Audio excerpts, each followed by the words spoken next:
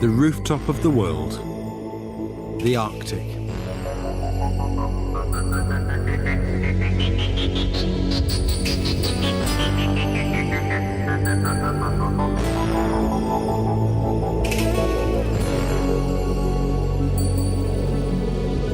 I'm standing on the northern shore of Baffin Island, high in the Canadian Arctic. And this surely has to be one of the most inhospitable regions of the world. And yet, there are people who live here all year round, making their living from the wilderness. Baffin Island straddles the Arctic Circle. Winter temperatures plummet to minus 50 degrees. That's 30 degrees colder than your average home freezer. Yet for more than 4,000 years, people have lived from the land, using traditional knowledge perfected through generations.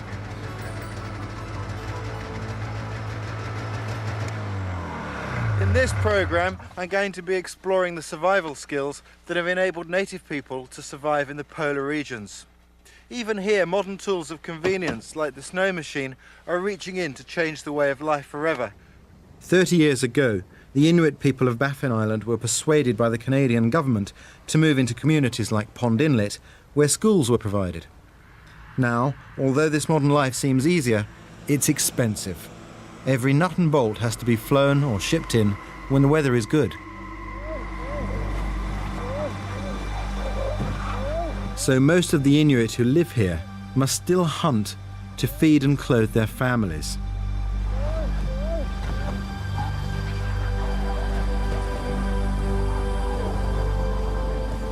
I've come here to hunt with them and learn the skills that their ancestors have passed down. The first thing that strikes anyone about this region of the Arctic is the sheer barrenness of the landscape. It seems incredible that any human being can live here at all. But like all wild places, the secret to survival is learning how to look into the wilderness rather than just at it. And the Inuit are expert. Here, every hunter must be able to navigate in a land where compasses can't be relied upon, make water from a frozen desert, and most importantly, build shelter where no natural shelter exists.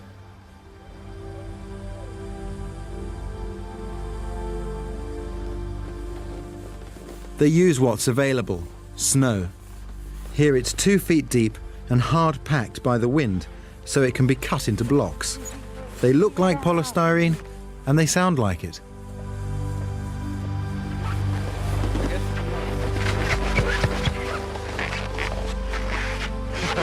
There's a knack to this and I haven't got it.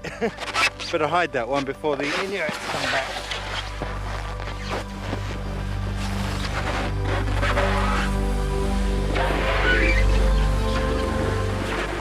That's more like it. There are no plans or even a tape measure. The size and the shape of the igloo is judged totally by eye.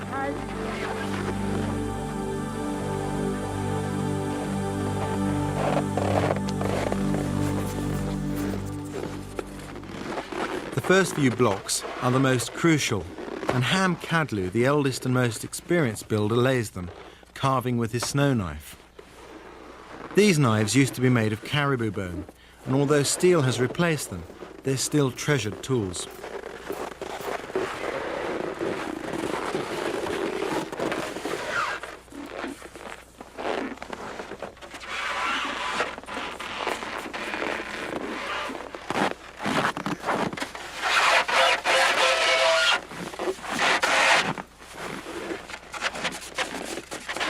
See, Ham here is working away with the snow blocks, seating them in really carefully so that they lock tightly against each other as a ring of snow blocks spirals upwards.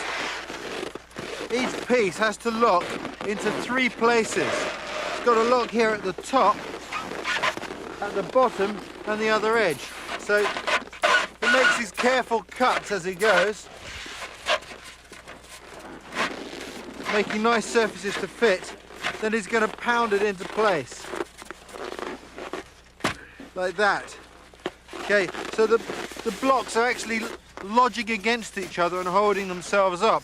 And of course, in the course of time, the ice crystals and the snow will stick together like super glue. When this is finished, you should be able to stand on top of it.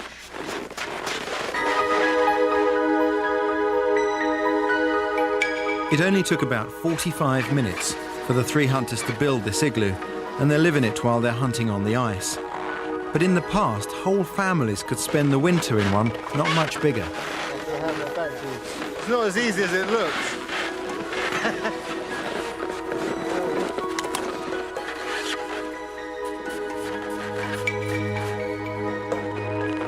The skill of the builder is to make the blocks lean at just the right angle, and then, like painting himself into a corner, he ends up inside the igloo, having to cut himself out.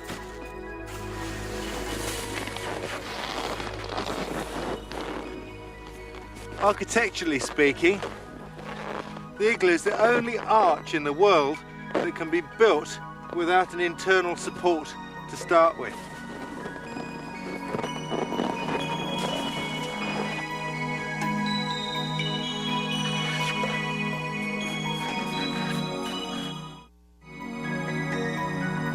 As it's only 30 years since the Inuit left the land and moved into towns, many older people like Ham still know and use the old ways. So Ham, what is it you're making for us? I'm making a seal lamp that used to be used for heating our homes. Traditionally, kudliks were made from carved stone. Now, with typical adaptability, they're made from metal, which is stronger and lighter. And you can use this also, I guess, as a shovel, if you had to. Yeah, okay, and igloo and When you're in the igloo and there's too much snow inside, you can use the kudlik to put the snow outside, like that. So you could shovel the snow outside of the igloo with it. Yes. So it's got more than one use. Yeah. Perfect. Yeah. Kudliks work like candles, except they burn seal blubber instead of wax. Before the arrival of gas lamps, they were the only source of light and heat inside an igloo, and they're still used today because they've got no working parts to go wrong.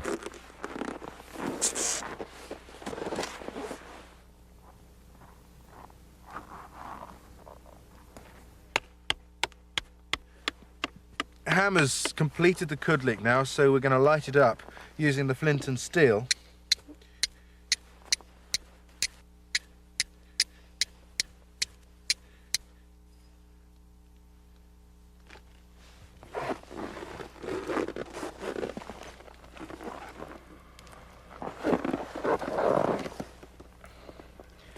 For tinder, we're using dried plant materials, some moss, and some little sticks of Arctic shrubs.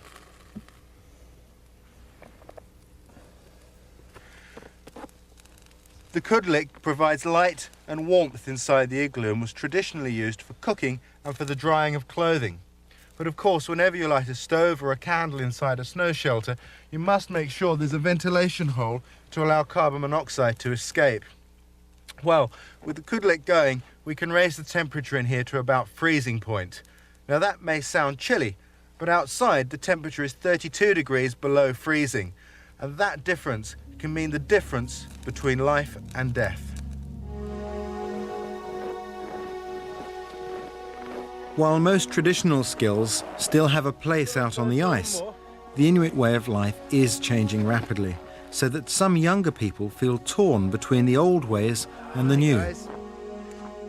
Me as a young person, I'm caught between two cultures, where my elders expect me to keep a culture alive, but at the same time I have to live a modern life now. Nowadays, when snow machines and rifles are being used, everything seems to come so easy. But back when everyone used dogs and sleds and harpoons, then everything was difficult.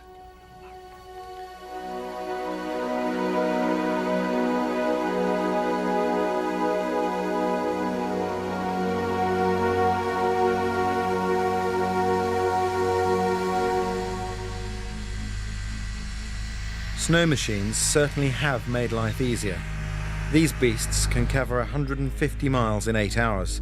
That's 3 times as far as a dog team. They're expensive, but when you're hunting, machines don't bark or chase the caribou away.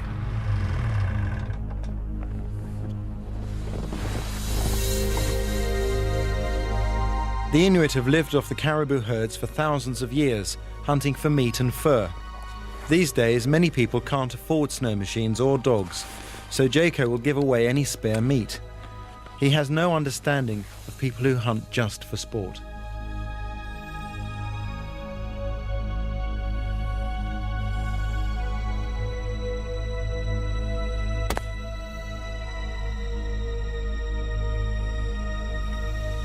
Nothing, not even the caribou's body heat, is wasted. Traditionally, hunters would take part of the stomach, fill it with snow, and stuff it back inside the warm carcass. Then they'd have something to drink when the butchering was finished.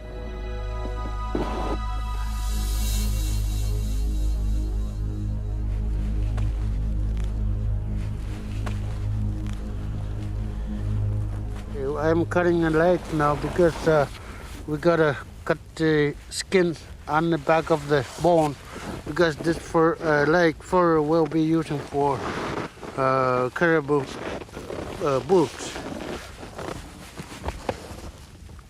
In 2 feet of snow, it's easy to lose things, so they stick their knives deep in the flesh. That way they know where they are. Despite the fact their hands are frozen, the Inuit are the quickest and neatest butchers I've ever seen.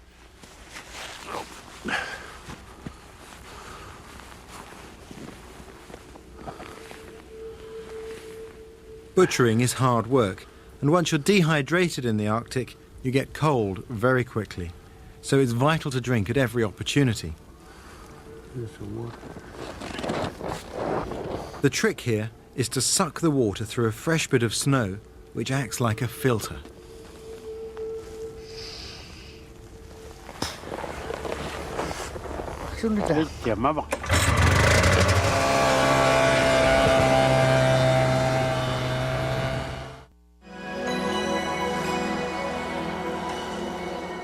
Pond Inlet is on the coast, but in the winter the sea freezes, and open water can be up to 30 miles away. The best seal hunting is near that flow edge, but it's a dangerous place to be. Survival in this water is measured in minutes. Saltwater ice is deceptive. As little as 4 inches thick can hold a man. But how can you be certain? So how do you tell whether the ice is safe enough to walk on or not, Jacob? Okay, every time Inuit use harpoon for testing out the ice, this one is not safe enough because I can hit it only once right through the ice. So it's not thick enough to bear your weight? No. Okay, something like this. It's more white. It's more thicker ice.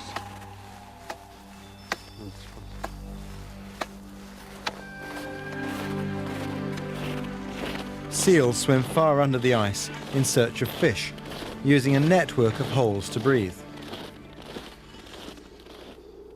This tiny mound of snow marks the breathing hole of a seal.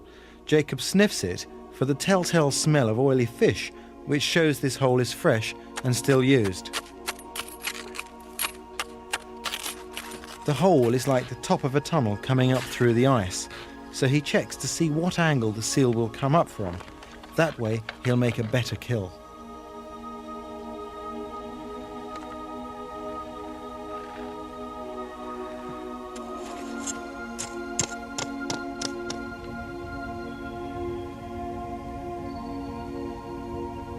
He will wait totally motionless in temperatures well below -35 for anything up to 3 hours at a time.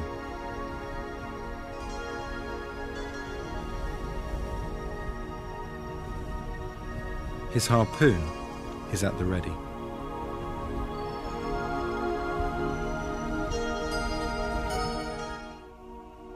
Hunting requires the utmost patience.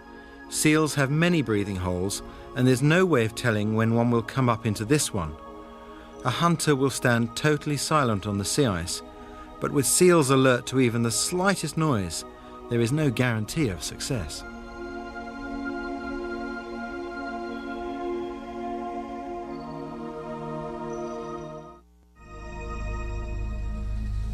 As night falls and the temperature drops still further, Jacob retreats to the small hunter's hut built on the edge of this hunting ground. He's waited 4 hours and caught nothing, but that's not unusual.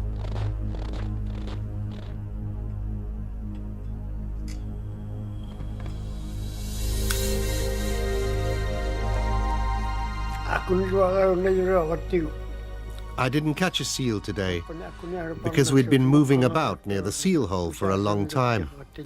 So I think the seal went to another area.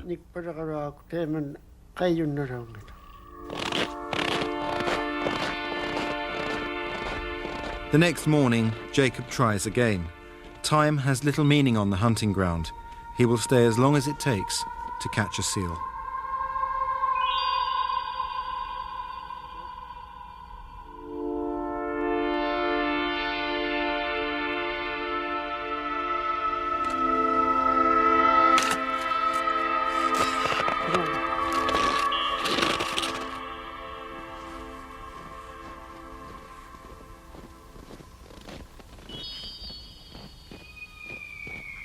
When it's bright and sunny like this, finding your way isn't difficult. You can use the sun as your guide. But every Inuit hunter knows that there are times when the fog comes down and everything around him is white. In those conditions there aren't even shadows and it's very easy to become lost. At those times they rely upon the wind and the snow to show them their way. This is what they call an ukulurag. It's a type of snow tongue, and it's shaped when the wind blows in this direction. And because the hunters know the direction the winds blow in each of the inlets they visit, they can find their way.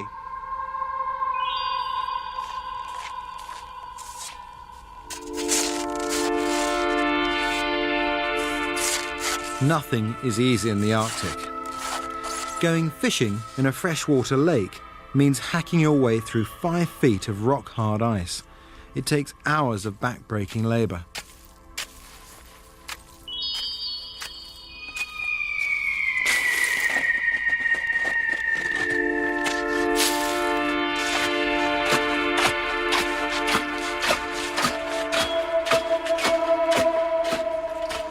But when the breakthrough comes, it happens quickly.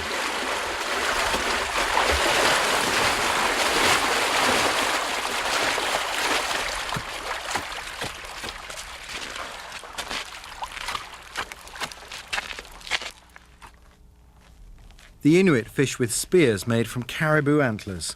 Hooks are difficult to use in the extreme cold, and native people prefer efficiency to the subtlety of waiting for a bite.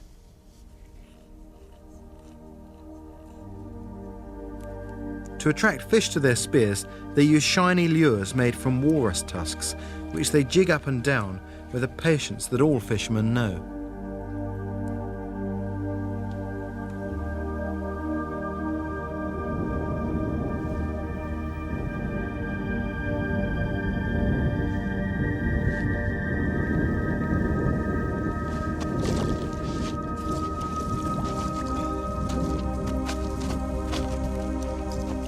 With skill, spearfishing is an efficient way for one man to catch Arctic char. But if there's a team of men, they prefer to string nets under the ice using a clever device called a jigger. When we put the jigger under the ice, the middle here is dropped. When we pull on the string here, it goes like this. Let go of the rope, the middle drops, we pull it again, and it goes like this.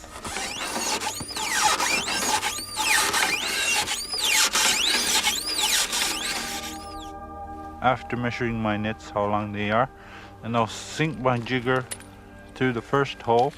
Once I have my jigger under the ice, I'll stop pulling on the rope and my jigger starts crawling under the ice. If I have another person with me, he'll be listening for the jigger crawling under the ice. And once he thinks we can find it, we'll locate it.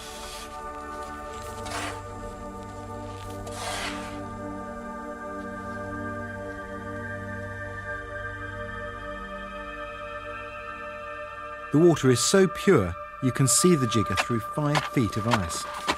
Now it's being found, all you have to do is dig down and retrieve it.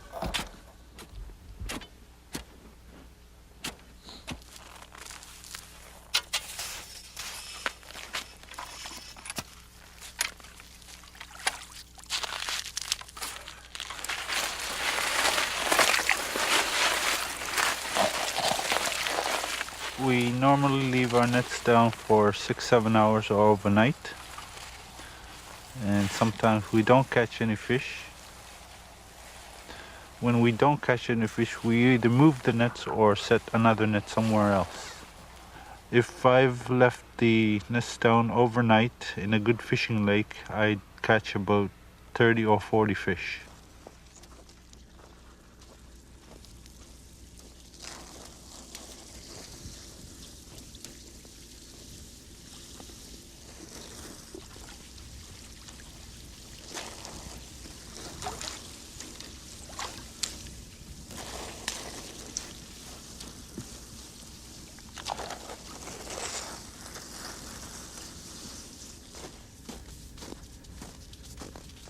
Their nets were down for 2 hours, and they have caught just 4 fish. The older fishermen accept this with ancient Inuit stoicism. But increasingly, the younger generation are questioning whether the old ways of life are truly worth the effort. Surrounded by a modern world with modern ideas, only a handful are choosing to learn the skills of their forefathers.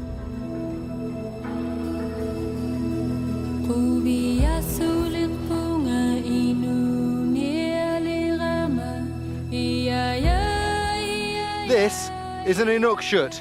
It's an Inuit symbol that says you can live here.